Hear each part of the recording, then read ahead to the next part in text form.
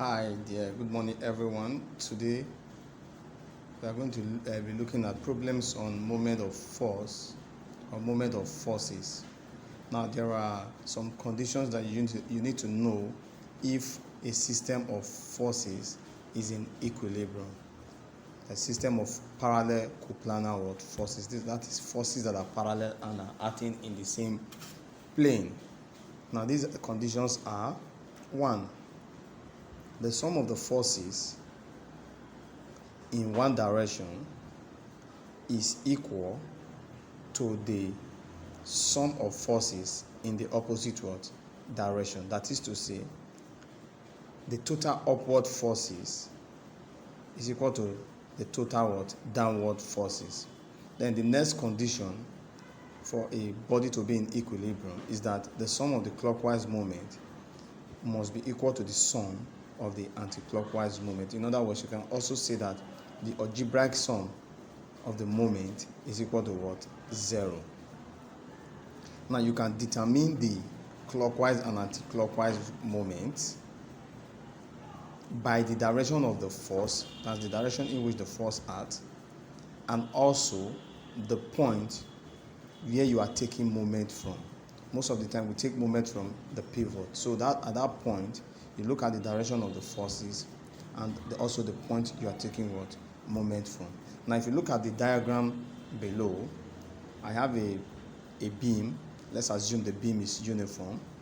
Then we have forces F1 acting at point A and point B, and force F2 acting at point B. Now if we take moment at the pivot, that is at point Q, we take moment at point Q, then this force F1 will tend to rotate this bar, assuming this force is not there, in this direction. So that is the anti-clockwise direction. You look at the arm of your clock where it rotates this way, but this force here, because of the direction this way, when this force is not there, we tend to rotate this in this direction. We are taking moment about this. Now if you come to the other point B, where force F2 acts along, then the direction of the force is downward.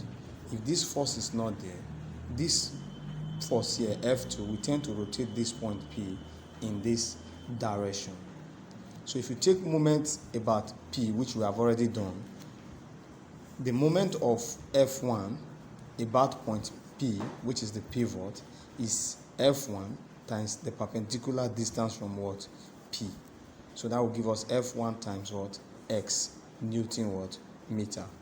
Then if you look at the moment of F2 about point P, is F2 times the perpendicular distance from the pivot, which is F2 times Y.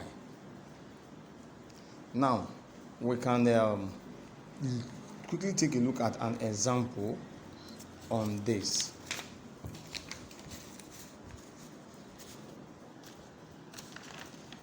Example: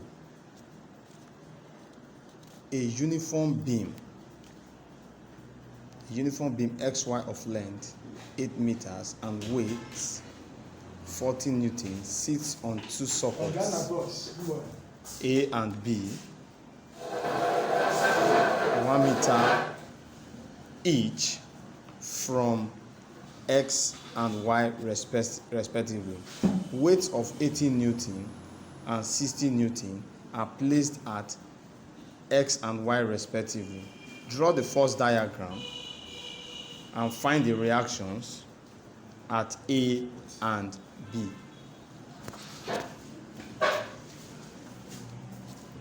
So let's get this.